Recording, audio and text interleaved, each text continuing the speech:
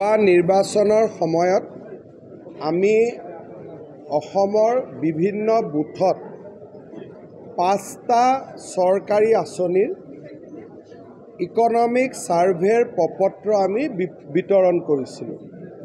মুখ্যতঃ প্ৰথম আঁচনি আছিলে যে গাঁৱত কোন মানুহে অৰুণোদয় আঁচনি পোৱা নাই।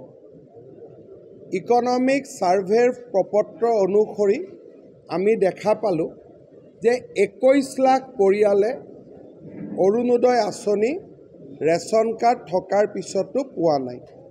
তেওঁলোকৰ আবেদনসমূহ আজি আমাৰ নিৰ্বাচনৰ দায়িত্বত থকা বিভিন্ন অবজাৰভাৰসকলে আজি আমাৰ ইয়াত লৈ আহিছে। দ্বিতীয়তে নিযুত মইনা আঁচনিৰ সৈতে 3 লাখ যুৱতী জড়িত হ'ব খোজে, তাৰো আবেদন পত্ৰ আজি আমাৰ ইয়াত জমা দিয়া হৈছে।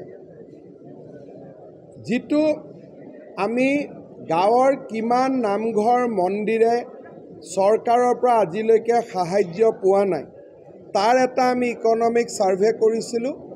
36,000 নামঘৰ মন্দিৰে চৰকাৰৰ পৰা এতিয়ালৈকে বিশেষ আঁচনি পোৱা নাই, তাৰো নাম আজি আমি ইয়াতে সংগ্ৰহ কৰিলোঁ। ঠিক সেইধৰণে পঞ্চায়তৰ ৰাস্তা হওক, লোক নিৰ্মাণ বিভাগৰ ৰাস্তা হওক, এই বিভিন্ন যদি আমি ৰাস্তা চাওঁ, 21,000 ৰাস্তা মেৰামতি কৰিব লাগে বা নতুনকৈ নিৰ্মাণ কৰিব লাগে। এনেকুৱা আমাৰ ইকনমিক সেন্সাছত আমাৰ মাজলৈ প্ৰতিবেদন আহিছে। অৰুণোদয় বিষয়েও ক'লোঁ।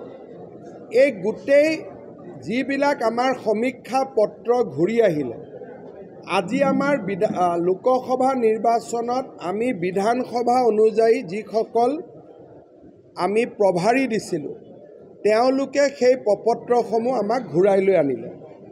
এতিয়া দলৰ ফালৰ পৰা এই প্ৰপত্ৰখিনি স্কেনিং কৰি ইয়াৰ নাম ঠিকনা এই গোটেইবিলাক দলৰ ফালৰ পৰা চৰকাৰক দিয়া হ'ব আৰু চৰকাৰে জিলা উপায়ুক্ত নিয়ম নীতিৰ আধাৰত চৰকাৰে যি ধৰণে এই কামবোৰ আগুৱাই লৈ যাব লাগে সেই ধৰণে আগুৱাই লৈ যাব।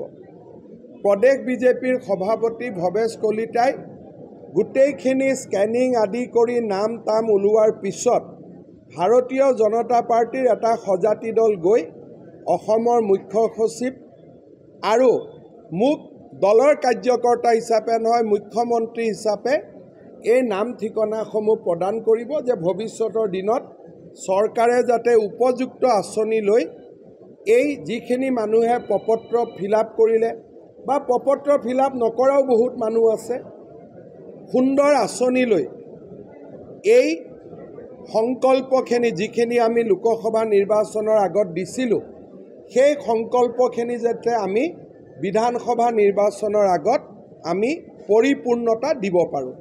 আজি সেই বিষয় লৈ আমি আলাপ আলোচনা কৰিলোঁ। 126 জন আমাৰ অবজাৰভাৰ আছিল, প্ৰভাৰী আছিল। 92টা সমষ্টিত তেওঁলোক বিজয়ী হৈ আহিছে। যিসকল বিজয়ী হৈ আহিছে তেওঁলোককো আমি সাধুবাদ দিলোঁ। যিসকলে বিভিন্ন কাৰণত বিজয়ী হ'ব পৰা নাই, প্ৰায় 34টা সমষ্টি, তেওঁলোকেও নিজৰ প্ৰতিবেদন দিলে। আমি ৰাজনৈতিক আলাপ আলোচনাও যিখিনি কৰিব লাগে আমি কৰিলোঁ আৰু লাহে লাহে ভাৰতীয় জনতা পাৰ্টি বিধানসভা নিৰ্বাচনৰ কাৰণে নিজক প্ৰস্তুতি পৰ্বও লাহে লাহে আৰম্ভ কৰিব। যিকোনো খবৰৰ বাবে যোগাযোগ কৰক আমাৰ এই নম্বৰত 7099017330 আৰু 7099017110।